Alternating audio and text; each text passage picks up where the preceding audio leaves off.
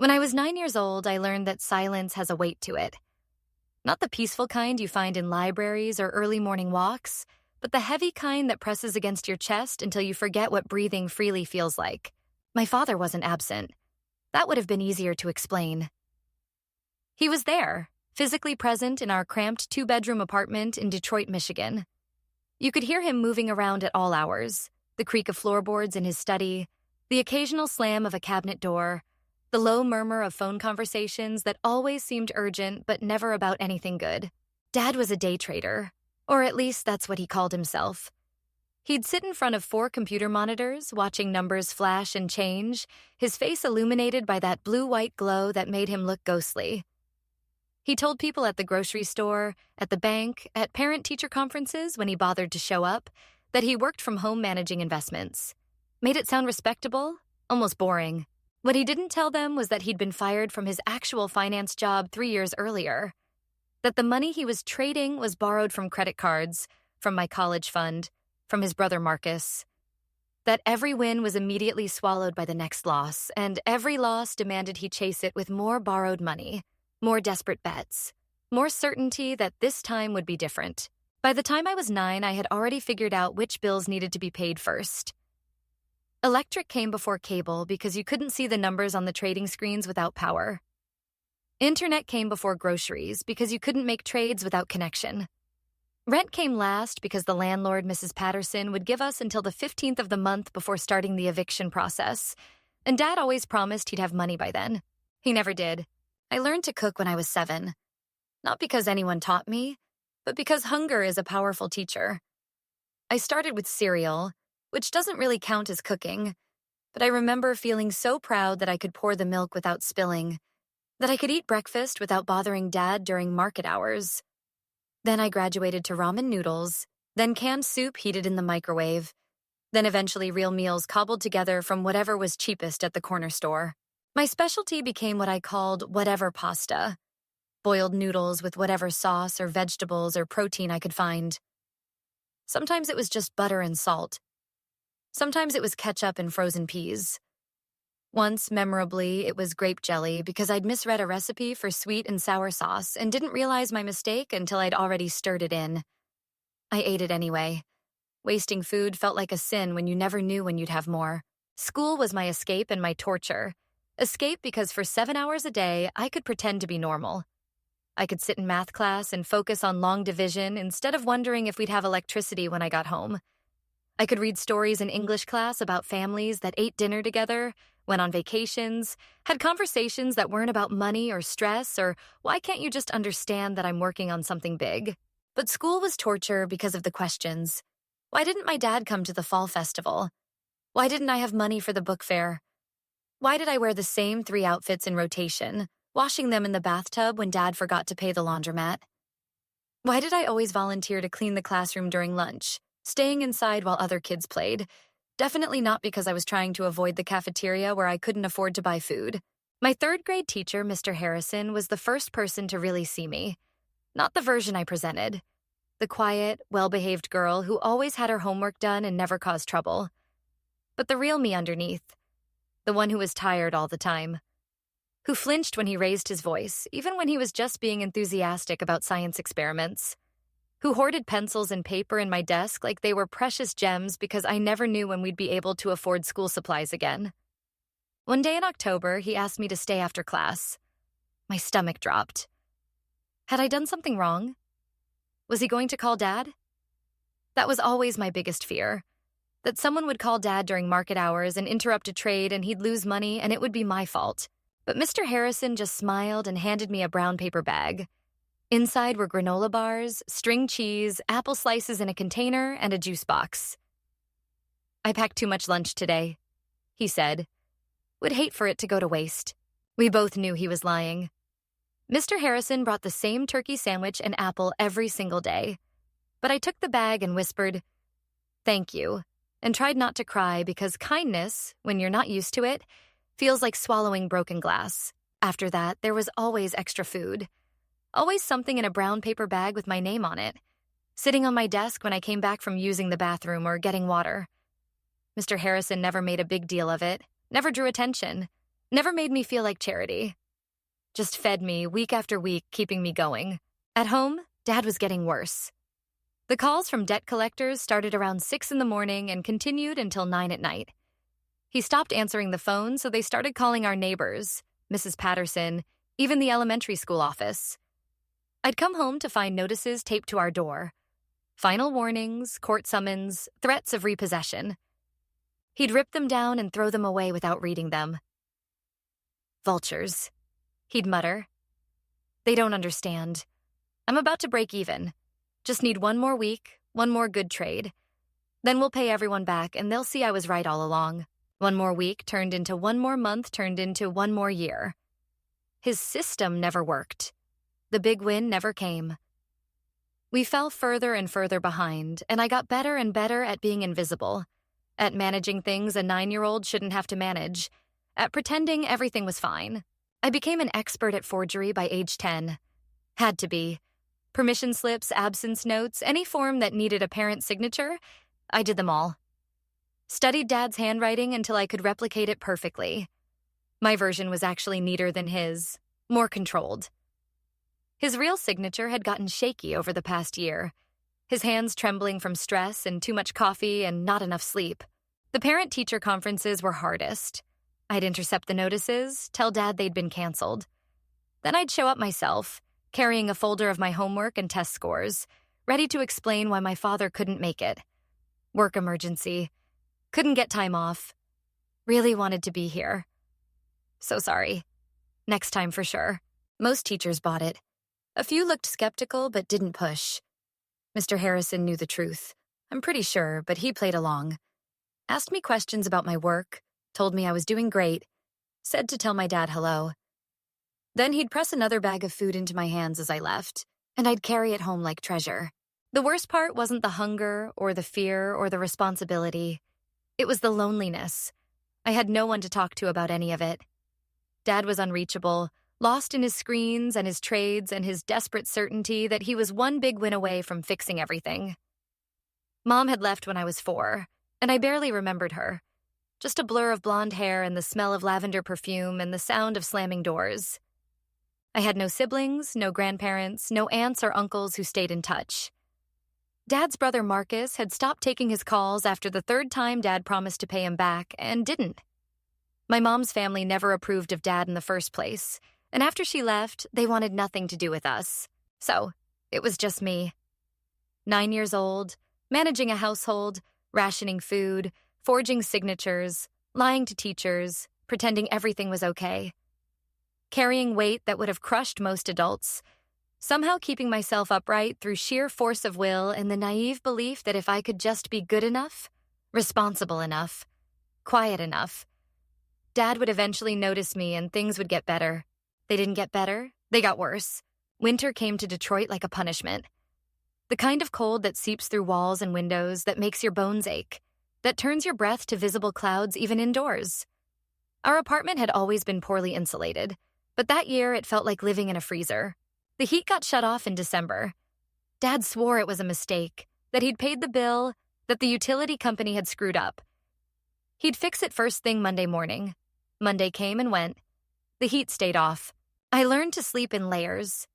2 pairs of socks, sweatpants under my pajama pants, 3 shirts, my winter coat, my hood pulled tight around my face, buried under every blanket we owned.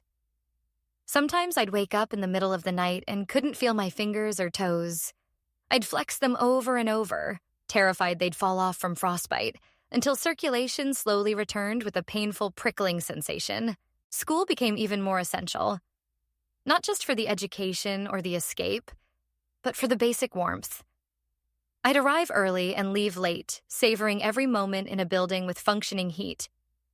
The janitor, Mr. Chen, would find me in the library after hours, supposedly doing homework. He never made me leave, just nodded and continued mopping, occasionally bringing me hot chocolate from the teacher's lounge. Dad stopped emerging from his study during the day. The only signs of life were the sounds: keyboard clicking, mouse clicking, occasional frustrated groans or victorious shouts that meant nothing because the victories never lasted and the losses always followed. He'd stumble out at 3 or 4 in the morning to use the bathroom, looking like a ghost. hollow-eyed, unshaven, moving like he'd forgotten how his body worked. I tried talking to him, tried telling him I was cold, I was scared, I needed help. He'd pat my head without really looking at me and say, "I know, sweetie. Dad's working on it. Big trade coming up. Everything's going to change, I promise." His promises stopped meaning anything. By January, we were behind on rent by 3 months. Mrs. Patterson had started the eviction process, but she was kinder than she had to be. Kept giving us extensions, kept believing Dad when he promised payment was coming. I think she felt bad for me.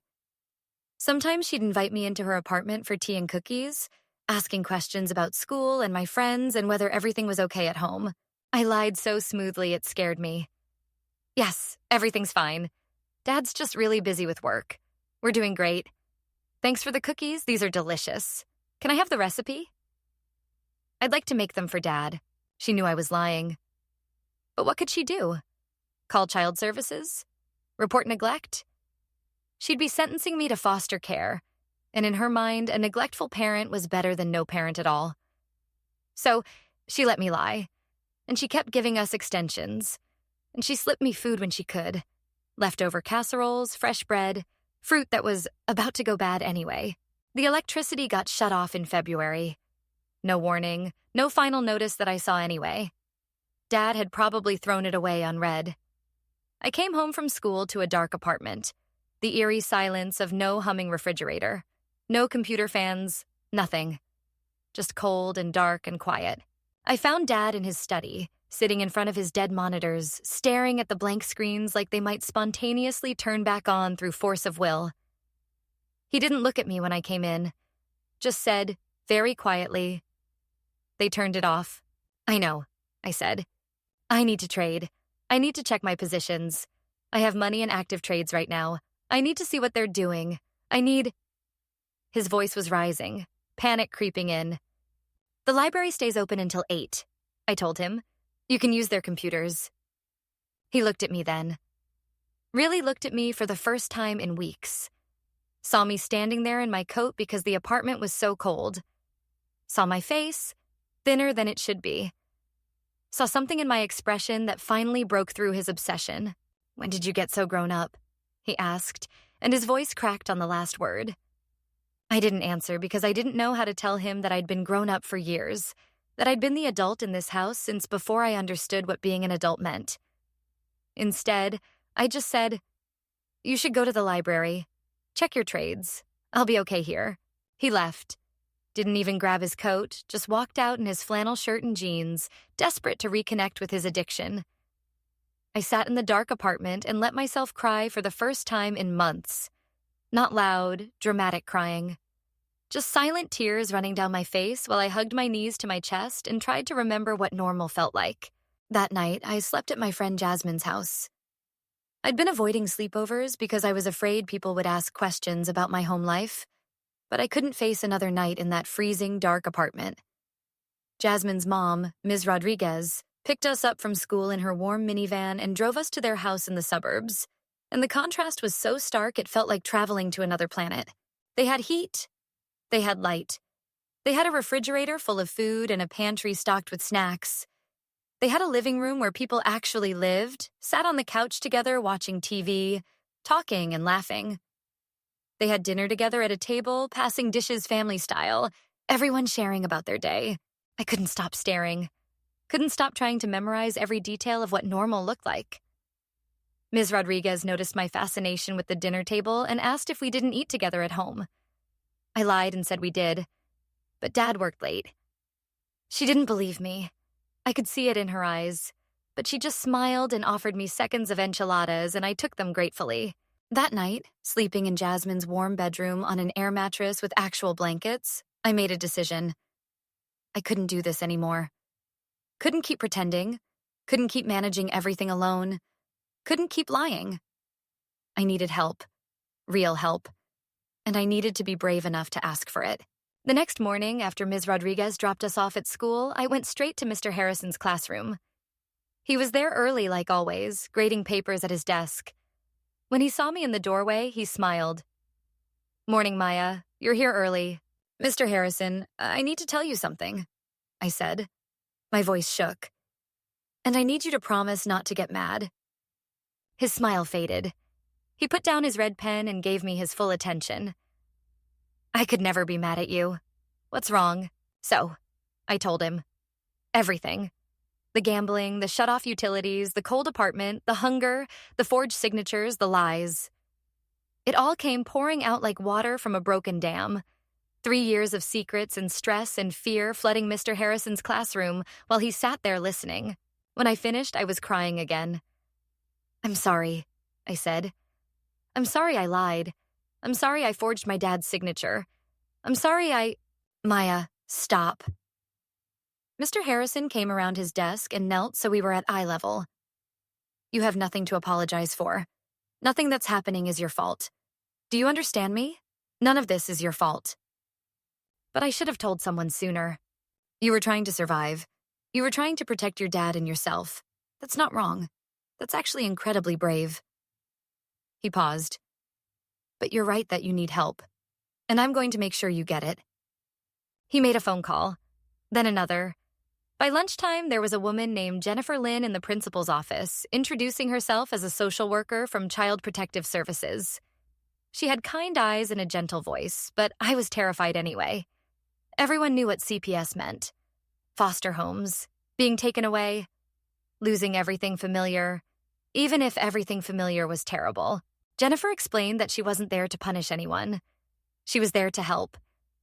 She needed to see my living situation, talk to my father, assess what support we needed. She asked if I'd be comfortable taking her to my apartment after school. I said yes, because what else could I say? We walked there together, Jennifer and me and Mr. Harrison, who insisted on coming for moral support. The whole way, I apologized. Sorry the building is ugly. Sorry the elevator doesn't work. Sorry there's graffiti in the stairwell. Sorry our apartment is on the 5th floor and you have to walk up. Sorry. You don't need to apologize for things beyond your control, Jennifer said gently. But I couldn't stop. When we got to the apartment, Dad was there. He'd come back from the library at some point, probably when it closed. He was sitting in his study in the dark, staring at nothing. He looked up when we walked in, confusion crossing his face. Dad, this is Ms. Lynn from Child Services, I said. And you remember Mr. Harrison, my teacher. I watched my father's face cycle through emotions. Confusion, recognition, fear, anger, resignation. He looked at me. You told them. I had to. I was handling it. No, you weren't. He couldn't argue with that. We all knew it was true. So instead, he stood up and shook Jennifer's hand and invited her to look around like we weren't standing in a freezing apartment with no power, like this was a normal home visit and not a crisis intervention. Jennifer was thorough, but not cruel. She opened the refrigerator to find it empty and spoiling. Checked the thermostat that didn't work. Looked in cabinets that held a few cans of soup and nothing else. Saw my bedroom with its pile of blankets and the gap under the door I'd stuffed with towels to keep out cold air. Documented everything with photos and notes. Then she sat with my father at our kitchen table and talked to him for over an hour. I waited in my room with Mr. Harrison, who had brought a deck of cards and taught me to play rummy while pretending this was all completely normal. When Jennifer finally came to get me, her face was neutral but tired. Dad looked worse, like someone had peeled back all his defenses and left him raw and exposed. His eyes were red. He'd been crying. Maya, Jennifer said, sitting down across from me while Mr. Harrison quietly excused himself to wait in the hallway.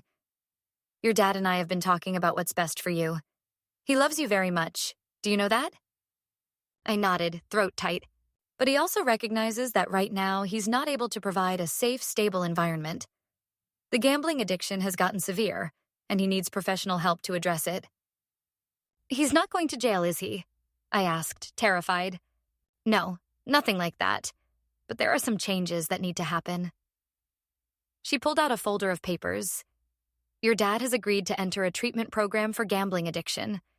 It's a 90-day residential program, which means he'll be living at the facility during that time. My heart sank. What about me? That's what we need to discuss. Do you have any family members who might be able to take care of you temporarily? I thought about it. Dad's brother Marcus hadn't spoken to us in over a year. Mom's family was scattered across the country and wanted nothing to do with us. There was my grandmother on Dad's side, but she lived in a nursing home in Florida with dementia. No one else. No, I said quietly. Okay, then we have a few options. There are foster families in the area. No. The word came out sharp, panicked. Foster care meant strangers, meant possibly being separated and moved around, meant losing the little stability I had. Isn't there anything else?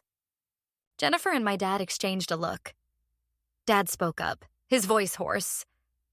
What about the Thompsons? Who? I asked. Do you remember Jasmine? The girl whose house you stayed at last night? I nodded, still confused. Her mom and I went to high school together. We haven't stayed in touch much, but when I called her this morning to thank her for having you over, we talked for a while. She knows about everything, the situation, and she said if things got bad, if you needed somewhere to go, she'd be willing to help. Jennifer made a note. That could be a kinship placement. Let me reach out to Ms. Rodriguez, do a home study, run background checks. If everything checks out and Maya is comfortable with it, we could arrange temporary guardianship until your dad completes his program. I'm comfortable with it, I said immediately. The Thompsons were the closest thing to normal I'd ever seen. Jasmine was one of my few real friends. Her mom was kind. It wasn't perfect, but it was infinitely better than foster care with strangers. Everything happened quickly after that. Too quickly, almost. Jennifer expedited the paperwork. Dad signed forms giving Ms. Rodriguez temporary guardianship. The utility companies were notified. Arrangements were made for Dad to enter the treatment facility the following week. I had 5 days to say goodbye to my father and pack up my life into 2 suitcases. Those 5 days were strange. Dad couldn't trade anymore with no electricity, so he was just there. Present in a way he hadn't been in years. We talked, really talked, about things that mattered and things that didn't. He told me about meeting Mom, about how happy they'd been at first, about how things fell apart after she got postpartum depression that she refused to treat.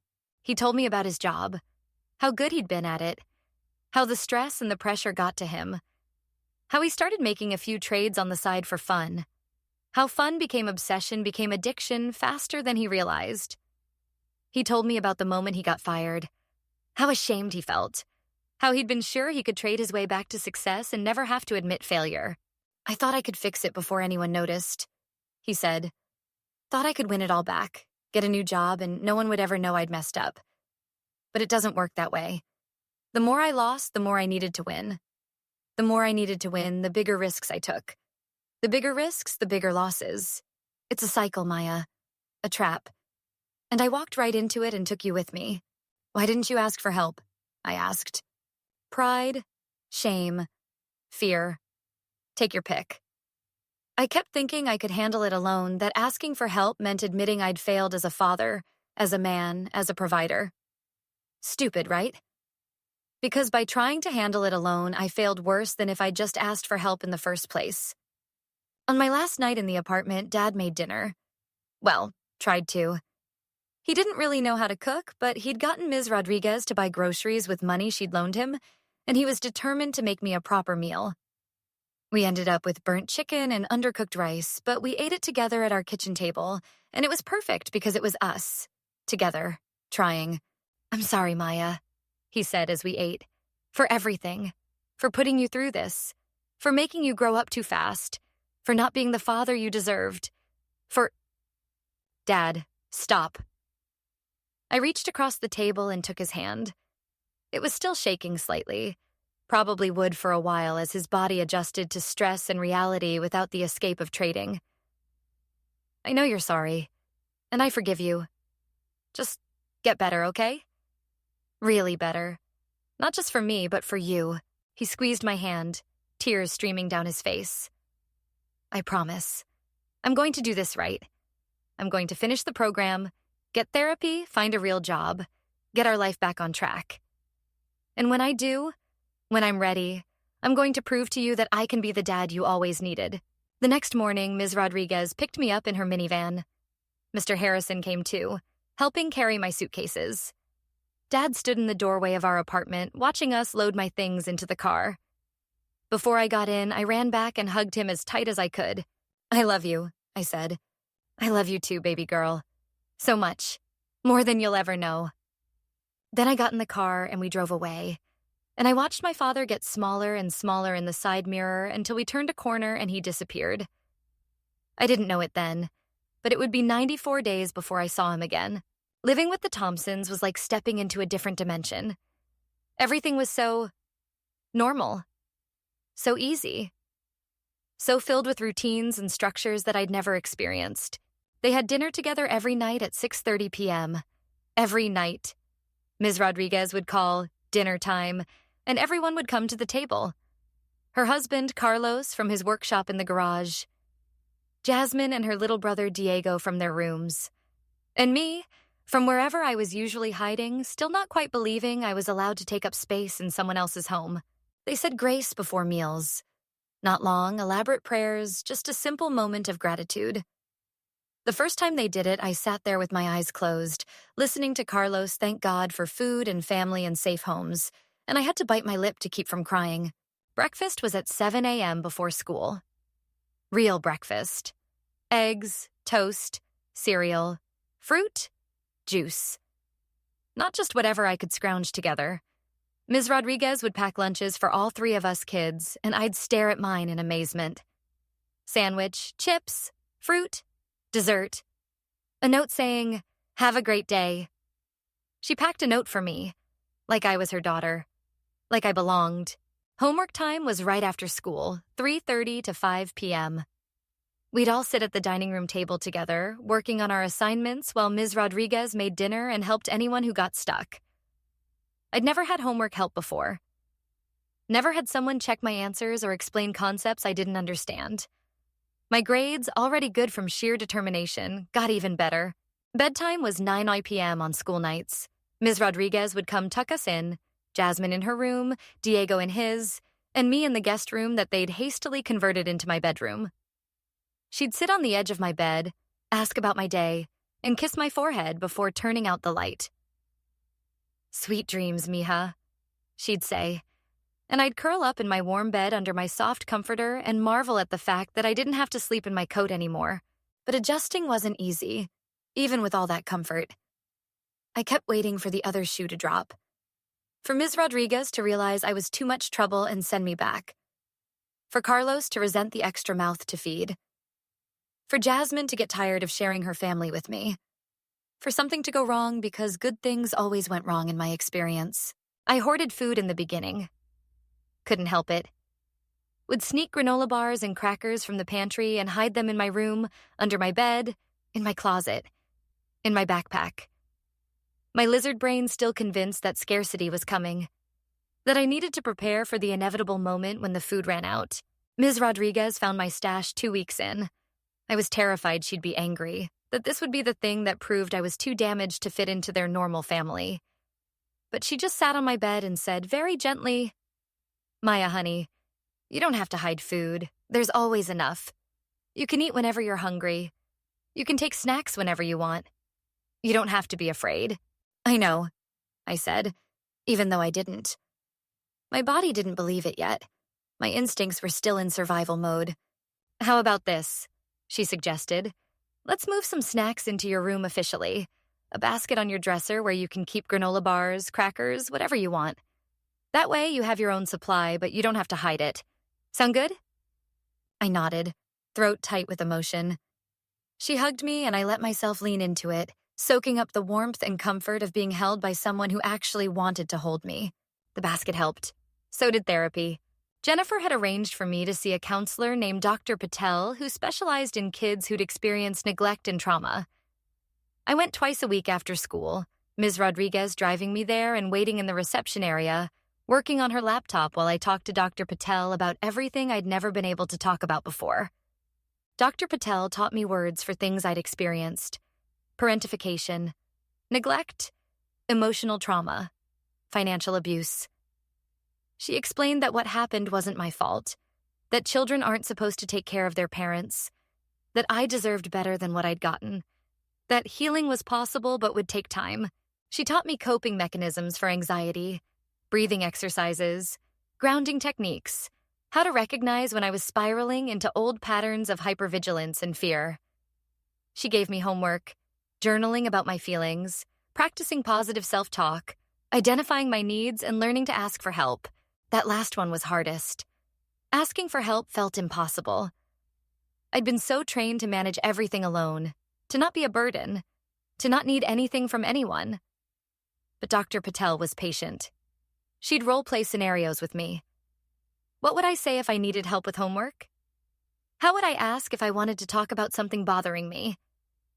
What words would I use to express that I was feeling scared or sad or overwhelmed? Slowly, painfully, I learned. Started small. Asked Ms. Rodriguez for help understanding a math problem. Asked Jasmine if she'd watch a movie with me because I didn't want to be alone. Asked Carlos to teach me how to use his tools in the garage because building things looked fun. Each time they said yes. Each time it got a little easier to believe that asking for things didn't make me a burden. School got better too. With regular meals and sleep and a warm place to study, I went from good student to excellent student.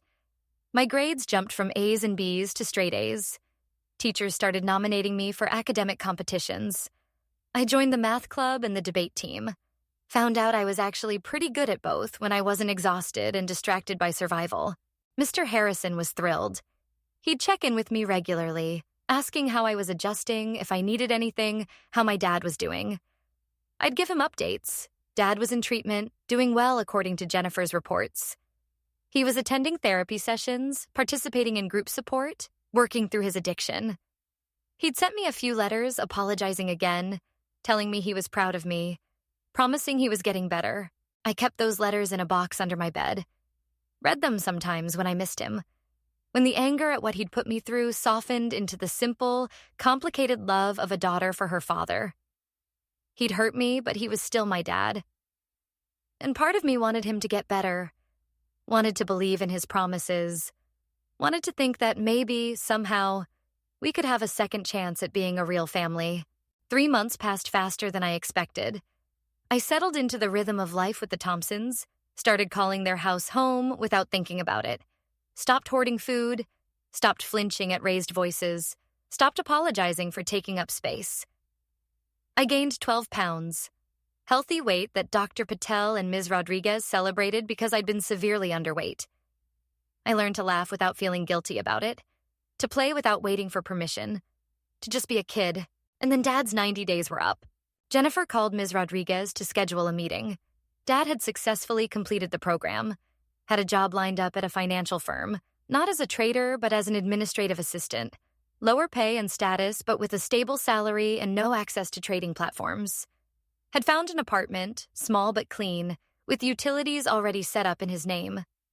Had been attending Gamblers Anonymous meetings and would continue doing so twice a week. Had a sponsor named Terry who was 15 years sober from his own gambling addiction and who'd be checking in on Dad regularly. Dad wanted to see me. Wanted to show me his new place. Wanted to start working toward having me come home permanently if that's what I wanted. "Is it what you want?" Dr. Patel asked during our session that week. I didn't know how to answer. Part of me missed Dad desperately. Missed having my own parent, my own home, even if that home had been cold and hungry and stressful. Missed the familiar, the history, the before it all went wrong memories of being small and safe and loved. But part of me was terrified of going back. Terrified that Dad would relapse, that we'd end up in the same situation, that I'd lose this new life I'd built with the Thompsons, this stability and warmth and normalcy that I'd never had before. "You don't have to decide now," Dr. Patel said. "This isn't all or nothing. You can visit your dad, see his new place, and take it slow. See how you feel. See if he's really changed. And if you ever want to move back with him, that's okay. If you want to stay with the Thompsons, that's okay too. Whatever you need, that's what matters." So I agreed to visit. On a Saturday afternoon, Jennifer picked me up and drove me to Dad's new apartment across town. Ms. Rodriguez had offered to come, but I wanted to do this alone. Needed to see Dad without an audience, without having to perform okay for anyone else. The apartment building was old but well-maintained. 3 stories, brick exterior, a small courtyard with benches and struggling grass. Dad lived on the second floor in a one-bedroom unit that was probably 600 square feet total. He opened the door before I could knock, like he'd been watching for us from the window. And when I saw him, I almost didn't recognize him. He'd gained weight, healthy weight like me. His eyes were clear. His hands were steady. He was clean-shaven and wearing clothes that actually fit. Nice jeans and a button-down shirt like he was going to church or a job interview. He looked like a real person instead of a ghost. "Hey, kiddo," he said, and his voice cracked on the second word. "Hey, Dad." We hugged on the doorstep, both of us crying, Jennifer standing awkwardly to the side until we broke apart and invited her in. The apartment was small but clean. Living room with a couch, TV, and bookshelf. Kitchen with a table that actually had chairs. Bedroom I could see through the open door with a bed that had a frame and sheets. Bathroom that looked recently scrubbed. "I know it's not much," Dad said, "but it's ours. Or it will be if you decide you want to come back. If not, it's still yours whenever you visit. I'm working on getting a second bedroom place, but the waiting list is long and this was available now, so I took it." "It's nice," I said, and meant it. Nice not because it was fancy, but because it was clean and safe and represented a complete 180 from where we'd been. We sat at his kitchen table and talked. Really talked. About his time in treatment, what he'd learned about addiction and triggers and coping mechanisms. About his new job and how different it felt to have routine and structure and a paycheck he could count on. About his GA meetings and his sponsor Terry, and how having someone to call at 2 a.m. when the urge to trade got strong was literally saving his life. "I won't pretend I don't still think about it," he admitted. The trading. The rush of putting money on the line and watching it grow. Sometimes I'll be on the bus and pass a casino or a betting shop and my fingers itch. My heart races. I want it so badly I can taste it. My stomach dropped. "Dad," but then I remember, he continued. "I remember your face when they shut off the power. I remember you sleeping in your coat. I remember you telling that social worker everything because you couldn't do it alone anymore. And I think about how I did that to you. How my addiction hurt the person I love most in the world. And the craving doesn't go away. But I can resist it. I can call Terry. I can go to a meeting. I can survive it. What if you can't?" I asked quietly. "What if you relapse?" "Then I go back to treatment. And you stay with the Thompsons until I'm better again. And we try again." He reached across the table and took my hand. "Maya, I can't promise I'll never mess up. Addiction doesn't work that way. But I can promise I'll keep fighting. I'll keep going to meetings. I'll keep working with Terry. I'll keep trying to be the dad you deserve. And if I ever start slipping, you have permission to call Jennifer immediately." I've told her the same thing. I've given her and Terry permission to stage interventions if they see warning signs. That's a lot of pressure to put on me. "No, the pressure is on me. You just have to be my daughter. Not my caretaker, not my parent, just my kid. Can you do that?" I thought about it. Could I go back to just being a daughter? Could I trust Dad to be the parent? Could I let go of the hypervigilance and control I'd developed over the years? Maybe not immediately, but maybe eventually. "I need time," I told him. "I'm not ready to move back yet. I'm happy at the Thompsons. I feel safe there. I need to know this is real, that you're really better before I can risk coming back." To his credit, Dad didn't look hurt or disappointed, just nodded like he'd expected it. "That's fair. That's completely fair. How about this? We start with visits. You come over once a week, we have dinner, we spend time together. No pressure, no agenda, just us rebuilding. When you feel ready to move back, you tell me. And if you never feel ready, if you want to stay with the Thompsons until you're 18, I understand. You do what you need to do to feel safe and happy. What about you?" I asked. "Won't you be lonely?" He smiled, sad, but genuine. "I've been lonely for years, kiddo. Being alone in this apartment while knowing you're safe and happy somewhere else is infinitely better than having you with me while I drag you down. I'll survive. I've got Terry and my GA group and my therapist and work. I'm building a life. It's small and boring and nothing like the excitement of trading, but it's real. And that's enough." We did exactly what Dad suggested. I visited once a week, usually Saturday afternoons. Jennifer would drop me off and pick me up 3 hours later. Dad and I would cook together. He was learning from YouTube videos, getting better slowly. We'd eat and talk and sometimes watch movies or play board games that he'd started collecting. He showed me his work badge from the financial firm.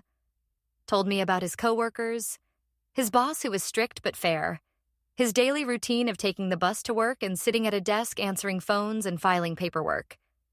It sounded boring compared to trading, but that was the point. Boring was safe. Boring was stable. Boring didn't risk everything on red or black. He showed me his meeting schedule, Monday and Thursday nights at the community center, sometimes more if he was having a bad week. Showed me Terry's number programmed into his phone under call when tempted. Showed me the jar where he put $5 every day that he didn't gamble. Watching it fill up slowly, tangible proof of his sobriety. Sometimes we'd walk to the park near his apartment and feed the ducks with bread he'd bring in a plastic bag. We'd sit on a bench and watch the water and talk about nothing important. My math test, his work project, the weather. Simple, easy conversations that felt like building blocks, each one adding to a foundation of trust that had been completely shattered and needed to be reconstructed from scratch. Other times we'd have harder conversations. About Mom, where she was. Nobody knew. Whether Dad thought she'd ever come back? He doubted it. Whether I wished things were different, obviously. About his parents. His mom in the nursing home. His dad who died from a heart attack when Dad was 25. About regret and guilt and shame and all the heavy emotions that addiction leaves in its wake. Dr. Patel asked me after each visit how I felt. Sometimes I felt hopeful. Sometimes I felt angry. Sometimes I felt guilty for being angry because Dad was clearly trying so hard. Sometimes I felt exhausted from carrying the weight of past trauma while trying to stay open to future possibility. It's okay to have complicated feelings, she'd remind me. You can be glad your dad is getting better and still angry about what he put you through. You can love him and not trust him yet. You can want a relationship with him and still need space. All of those things can be true at the same time. At the Thompsons, life continued as normal. I was thriving, made honor roll every quarter, won a regional math competition, started playing softball because Jasmine was on the team and they needed more outfielders. Turned out I was pretty good at catching fly balls, probably because I'd spent so many years being hyper alert to everything happening around me.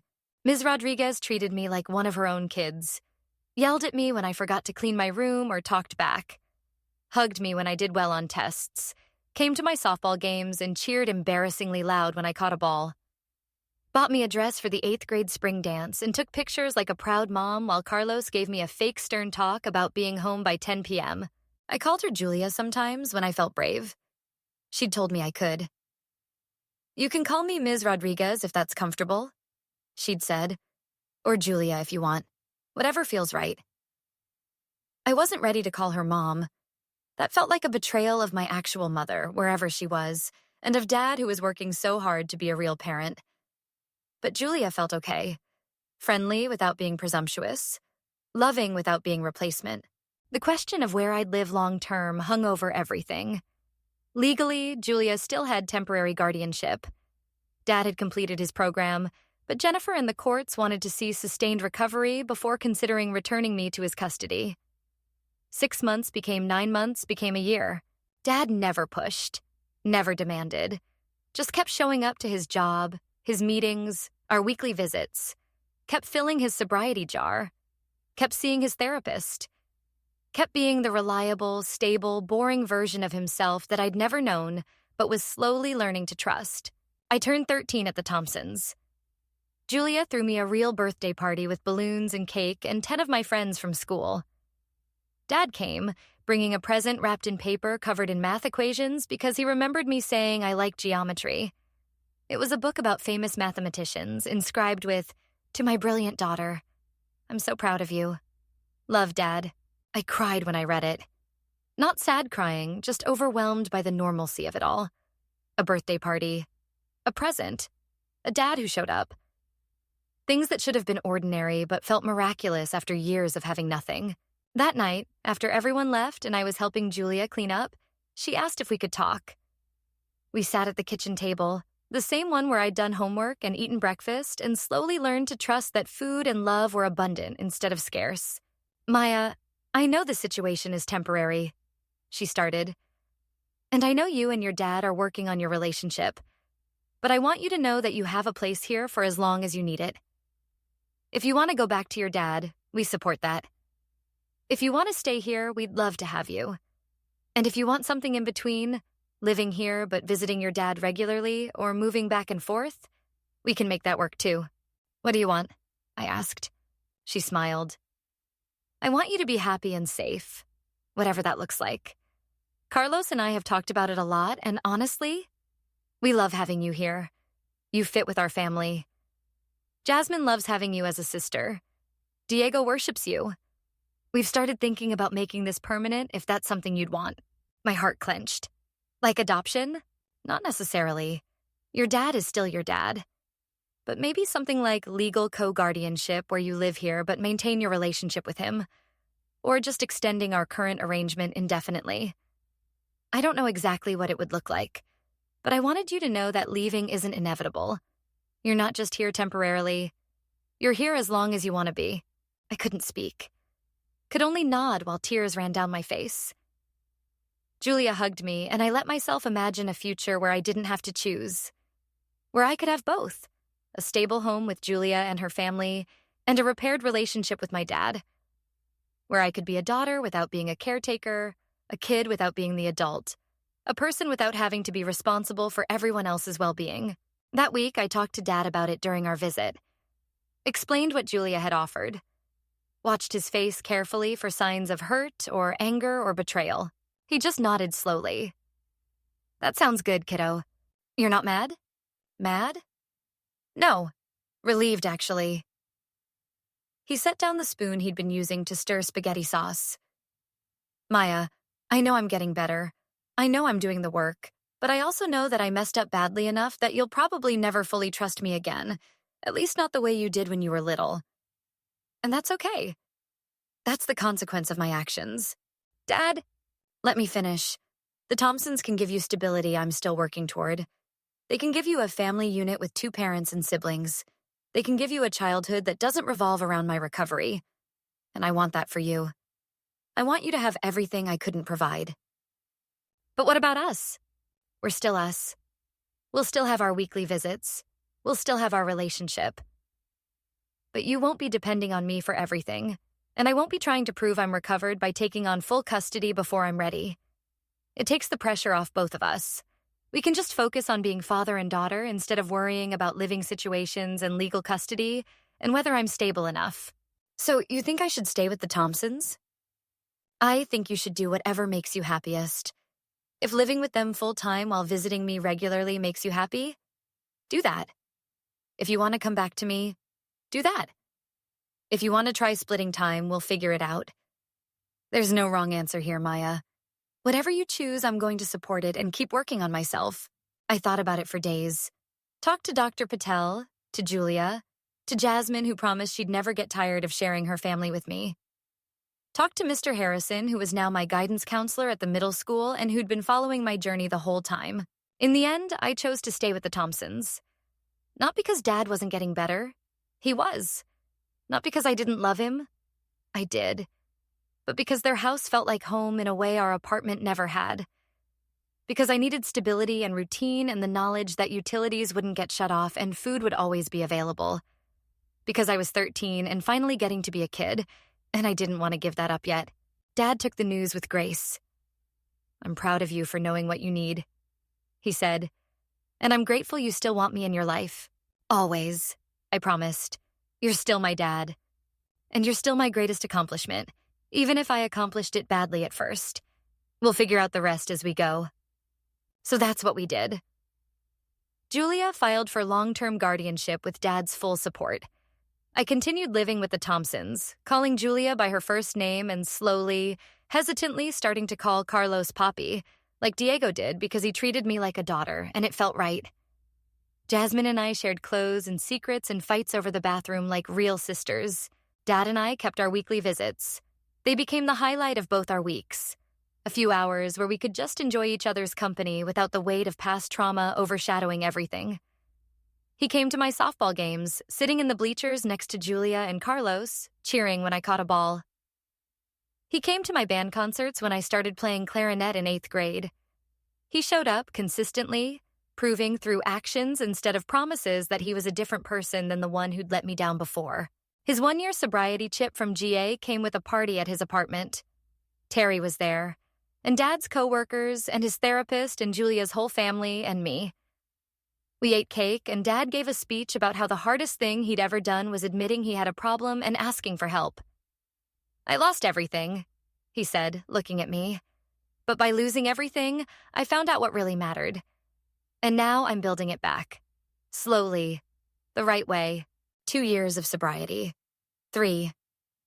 Dad moved to a bigger apartment, 2 bedrooms this time, decorating the second one for me even though I still lived at the Thompsons.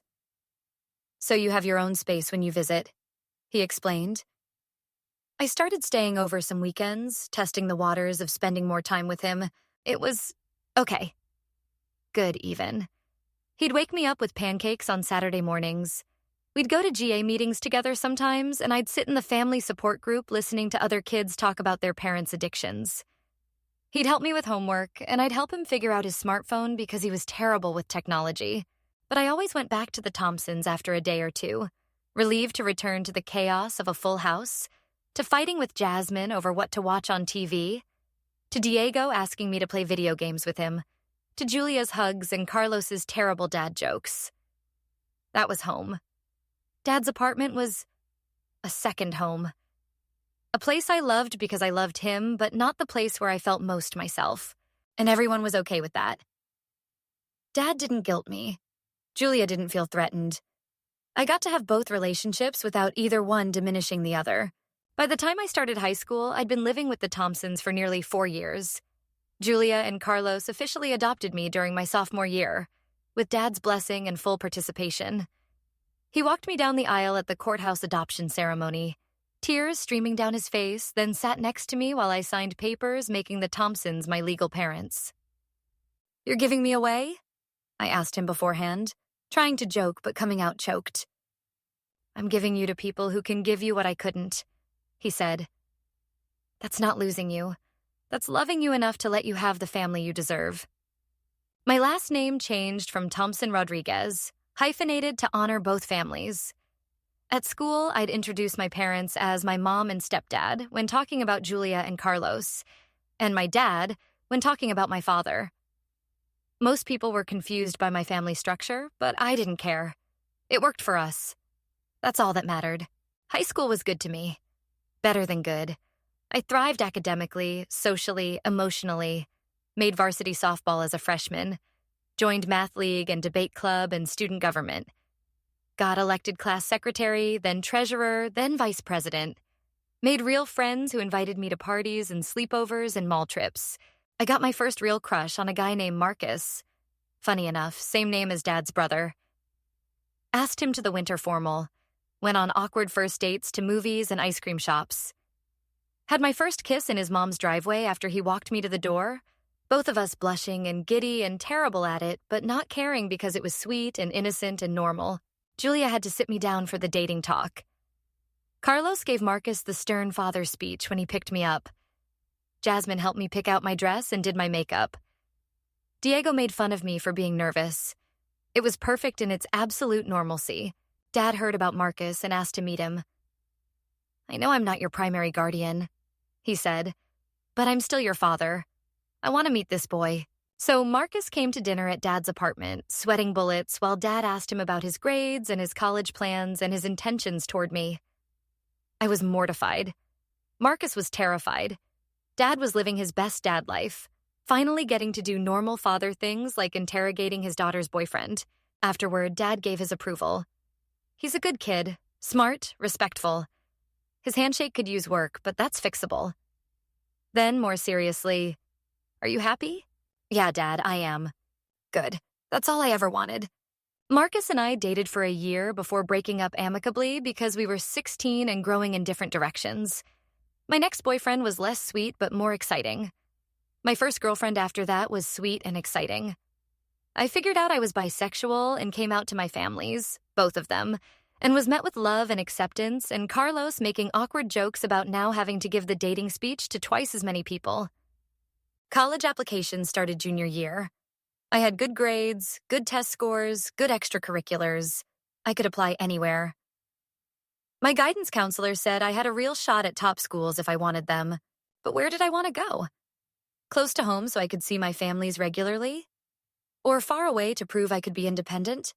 Private university with a huge price tag? Or state school that wouldn't put me in massive debt? I talked to both my families about it. Julia and Carlos said they'd support any decision, help financially however they could, but ultimately it was my choice. Dad said the same, adding that he'd been saving money from his promotions at work specifically for my college fund. Not enough for 4 years at Harvard, he admitted, but enough to make a dent wherever you go. In the end, I chose Wayne State University in Detroit. Close enough to visit home regularly, but far enough to have independence. Good academics, reasonable cost, diverse student body. Solid math program because I decided I wanted to major in mathematics with a minor in social work. Why social work? Dr. Patel asked during one of our now monthly check-ins. Because of what happened to me, I said. Because if Jennifer hadn't intervened, if Mr. Harrison hadn't called CPS, if Julia hadn't taken me in, I don't know where I'd be. Dead, maybe. Or still living in that cold apartment, still stealing food, still parenting my parent. I want to help other kids like me. That's a beautiful reason. Plus, I'm good at math. And I hear social workers need to do a lot of budget management for their clients. I smiled. Might as well use my skills for good instead of just calculating how long we could survive on 3 cans of soup and a jar of peanut butter. She laughed, but her eyes were proud. You've come so far, Maya. From that scared 10-year-old who felt responsible for everything to this confident young woman who knows what she wants and how to ask for help getting it. I'm incredibly proud of you. Graduation came with both families in attendance. Julia and Carlos and Jasmine and Diego in one row. Dad and Terry, who'd become like an uncle to me, in another. Mr. Harrison in the teacher section, beaming like he'd personally raised me. I walked across the stage to get my diploma, summa cum laude with a full scholarship to Wayne State, and heard them all cheering. At the graduation party afterward, held at the Thompsons' house because it was bigger than Dad's apartment, I gave a speech. Thanked Julia and Carlos for taking me in and loving me like their own. Thanked Dad for getting help and fighting his addiction so we could have a relationship. Thanked Jasmine and Diego for sharing their parents and their lives with me. Thanked Mr. Harrison and Dr. Patel and Jennifer, who'd all played crucial roles in saving me. I know my story isn't typical, I said, looking around at family and friends crammed into the living room and spilling out into the yard. Most people don't have 2 families. Most people don't have to navigate divided holidays and multiple sets of parents at school events. But I wouldn't change it. Because every person here played a part in making me who I am. And I like who I am. College was an adjustment. Living in a dorm, managing my own schedule, being responsible for myself in ways I'd always been, but now officially and legally. My roommate was a girl named Aisha from Grand Rapids who'd never experienced anything like my childhood and was both fascinated and horrified by my stories. How are you so normal? She asked after I told her about living without electricity for months. Therapy, I said honestly. So much therapy. And good people who refused to let me stay broken. I called home regularly, home being plural. The Thompsons' house where my room still waited for me, and Dad's apartment where my second room was. I'd FaceTime with Jasmine to complain about our respective college problems, text Diego memes and advice about high school, call Julia when I was homesick, drive over to Dad's apartment for Sunday dinners. Dad had been promoted to office manager at his firm, was making decent money, had health insurance, had just started dating a woman named Patricia who'd been widowed 5 years ago and understood complicated family dynamics. He'd been sober 6 years. The gambling thoughts still came sometimes, but they were quieter now, easier to ignore, less all-consuming. I'm proud of you, kid, he said during one Sunday dinner. I know I say it all the time, but I mean it. You took the worst situation and turned it into something beautiful. You took your trauma and decided to help other kids going through the same thing. That's not just surviving, That's thriving. I learn from the best, I said. You survived your addiction. That's thriving too. We're both pretty badass, huh? Yeah, Dad, we really are. My sophomore year of college, I started interning at a community center that offered support services to families in crisis. My job was mostly clerical, filing, answering phones, scheduling appointments. But sometimes I'd see kids come in with that same look I used to have. The hypervigilance, the exhaustion, the responsibility weighing them down. And I'd go out of my way to be kind to them, offer them snacks from my desk, ask about their day, let them know they weren't invisible. One girl, about 10 years old, reminded me so much of myself it hurt. She'd come in with her grandmother who was seeking help managing her son's opioid addiction. The girl would sit in the waiting room doing homework, never complaining, never asking for anything, just being quietly, perfectly behaved in the way kids who've had to grow up too fast always are. I started sitting with her while her grandmother met with counselors, helped with her math homework, brought her better snacks. Eventually, she started opening up. Her dad was using, just like her grandma had said. Her mom had left. She was living with Grandma, but Grandma was old and tired. She was scared all the time. She felt responsible for fixing everything. It's not your job to fix it, I told her gently. Kids aren't supposed to take care of parents. Parents are supposed to take care of kids. But if I don't, who will? The adults here. Your grandma is getting your dad help. That's not on you. Your only job is to be 10 years old. She looked at me like I'd spoken a foreign language. But I don't know how to do that. Yeah, you do. You just forgot. Want me to remind you? I started bringing board games to the center. During her grandmother's appointments, we'd play Connect Four. Simple games that let her be a kid for an hour. Let her laugh and be competitive and not worry about anything except whether she'd win. My supervisor noticed and asked if I wanted to start a weekly kids group. Children whose parents were in treatment or crisis, giving them a safe space to just be children while the adults worked on adult problems. I said yes immediately. The group started with 3 kids, grew to 6, then 10. We played games and did art projects and talked about feelings using age-appropriate language. I taught them the coping skills Dr. Patel had taught me. Breathing exercises, grounding techniques. How to recognize when adults' problems were not their responsibility. You're good at this, my supervisor said after sitting in on a session. Have you thought about pursuing youth counseling after graduation? I had, actually. Was considering graduate school for social work with a specialization in child welfare. Maybe one day I'd be the Jennifer in someone else's story. The person who intervened, who saw through the lies and the performative okayness, who got kids the help they needed even when they were too scared or proud to ask for it. My junior year, Dad got engaged to Patricia. It was a small proposal, just the 2 of them at the park where they'd had their first date. But he called me immediately after, voice shaking with happiness. I know I'm terrible at relationships, he said, but I think she's it, kiddo. I think she's the one. I met Patricia properly at their engagement dinner. She was warm and funny and didn't try too hard to bond with me. Just treated me like a person.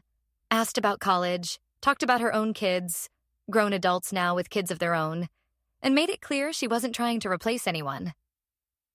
Your dad talks about you constantly, she told me.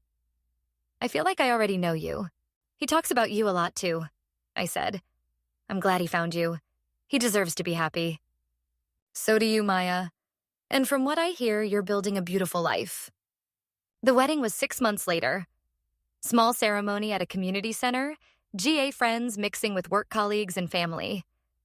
I stood with Dad as his best woman because he said I was the most important person in his life and he wanted me by his side. Julia and Carlos came with their kids. Jasmine was in college now too, studying engineering. Diego was in high school, tall and gangly and still asking me to play video games whenever I came home. They sat in the front row, smiling, happy to celebrate Dad's happiness. After the ceremony, as people mingled and ate cake, I found myself standing between my 2 families. Dad and Patricia on one side, laughing with Terry. Julia and Carlos on the other, chatting with my former teacher, Mr. Harrison, who'd been invited because Dad never forgot the people who'd helped us. Jasmine came up beside me. You know what's weird? She said. What? Most people would be sad about having a complicated family situation, but you look happy. I thought about it. She was right. I am happy. I have more people who love me than I ever thought possible. How could I be sad about that? That's a good way to look at it. Learned it from therapy. We both laughed, and I felt grateful. Grateful for the trauma that had led to growth. Grateful for the pain that had taught me resilience. Grateful for rock bottom because it had shown me that I was stronger than I ever knew, and that asking for help wasn't weakness but wisdom. I graduated from Wayne State with honors, double majored in mathematics and social work like I'd planned, got accepted to the university's graduate program for social work with a full scholarship and a stipend, moved into an apartment near campus with Aisha, who'd become my best friend.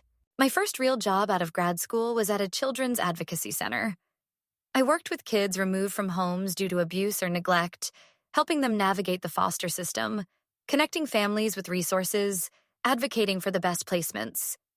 It was hard work, emotionally exhausting. Some nights I came home and cried for the kids I couldn't help enough, the families I couldn't save, the systems that failed vulnerable children over and over. But some nights I came home feeling like I'd made a real difference, like I'd been the Jennifer in someone's story. The person who saw through the cracks, who intervened before it was too late, who gave a kid a second chance at having a childhood. I thought about 10-year-old me a lot.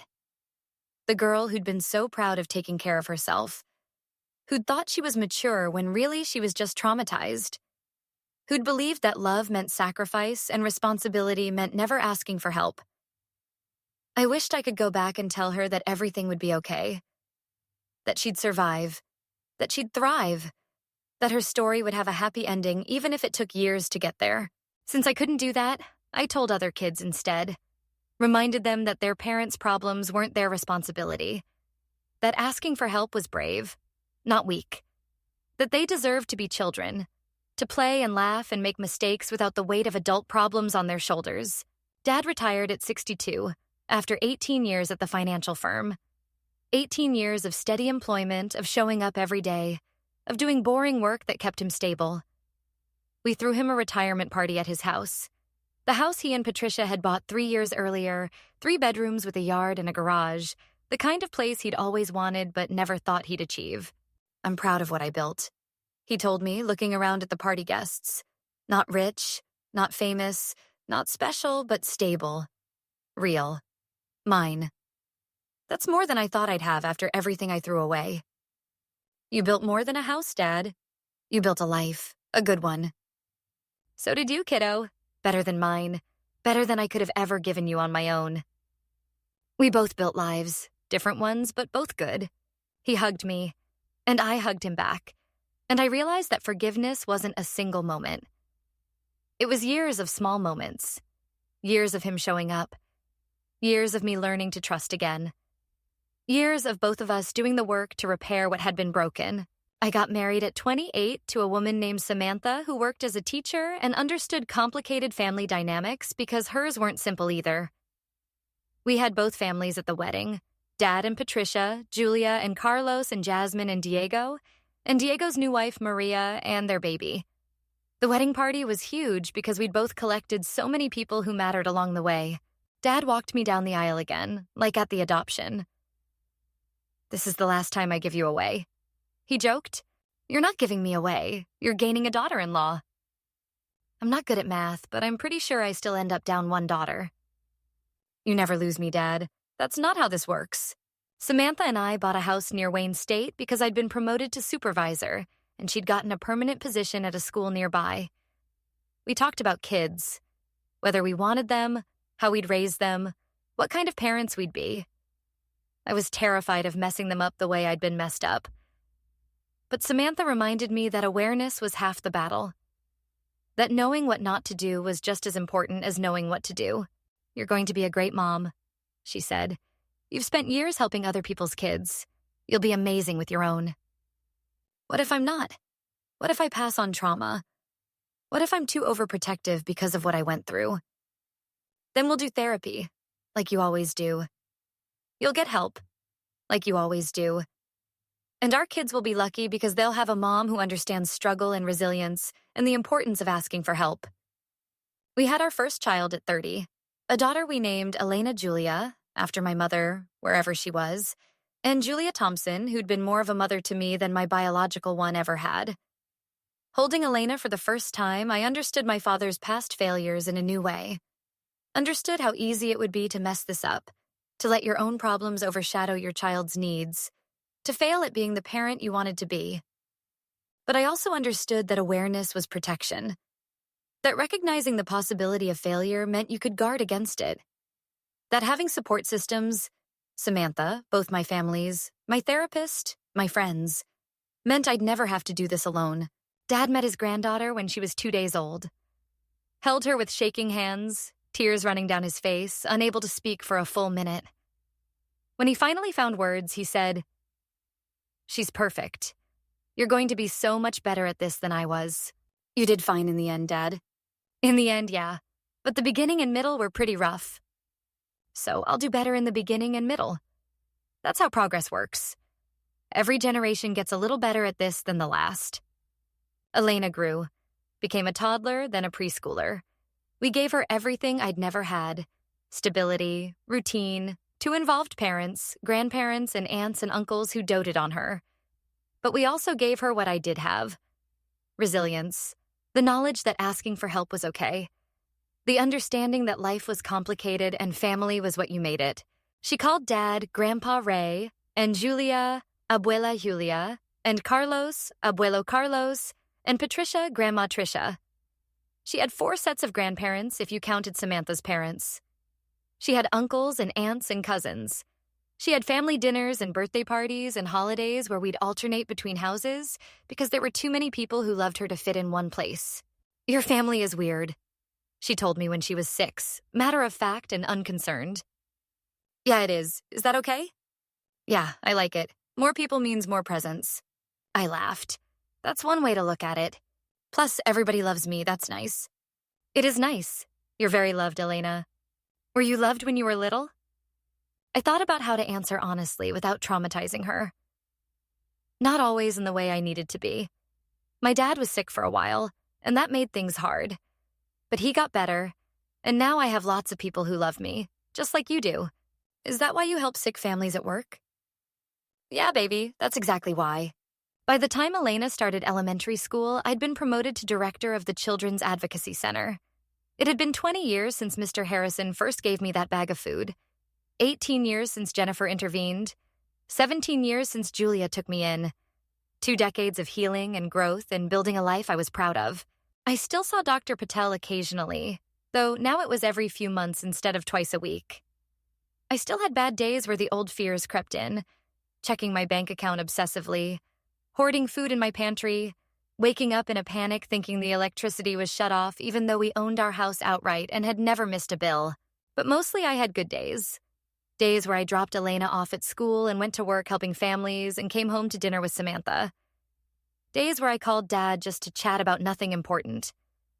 Days where I drove over to Julia's house for Sunday dinner and chaos and the comfortable noise of a big family. Simple days, boring days, stable days. The kind of days I dreamed about as a kid but never thought I'd actually have. On Elena's 7th birthday, we had the party at the park.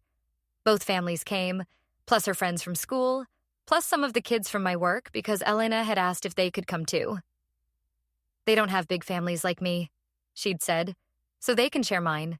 Watching her hand out cupcakes to everyone, making sure each kid got one with their favorite color frosting, I felt overwhelmingly grateful. Grateful that I'd survived, that I'd asked for help, that I'd let people love me even when I didn't think I deserved it, that I'd done the work to heal instead of letting trauma define my entire life. Dad came up beside me. "You did good, kiddo." "We both did good, Dad." Yeah, we did." He paused. "I'm sorry it took me so long to get my shit together. Sorry you had to grow up so fast. Sorry I put you through all of that." "I know, Dad. I forgave you a long time ago. I don't know if I've forgiven myself. That's okay, too. Forgiveness is hard. Takes time. You've got the rest of your life to work on it." He smiled, sad but genuine. "When did you get so wise?" Therapy and trauma, mostly therapy. We both laughed, and in that moment, I felt the full weight of our history. The cold apartments and shut off electricity and stealing food and everything falling apart. But I also felt the full weight of our present. Stable jobs and loving partners and a beautiful granddaughter and family barbecues in the park. Both things were true. Both things existed simultaneously. The trauma and the healing, the pain and the joy, the past and the present. And maybe that was okay. Maybe you didn't have to completely erase the bad to make room for the good. Maybe you just had to learn to carry both, understanding that the hard parts made you who you were just as much as the easy parts did. I looked around at the park. Elena laughing with her friends, Samantha chatting with Julia, Carlos playing soccer with Diego's kids, Patricia handing out drinks, Jasmine taking pictures of everything, Dad standing beside me, sober for 22 years, steady and present and real. This was my family. Complicated and patched together and unconventional and absolutely perfect. This was my life. Built from scraps and second chances and the radical decision to keep trying even when everything seemed hopeless. This was my happy ending. Not because everything was perfect, but because I'd learned that perfect wasn't the goal. Survived and thriving and surrounded by love, that was the goal. And I'd achieved it.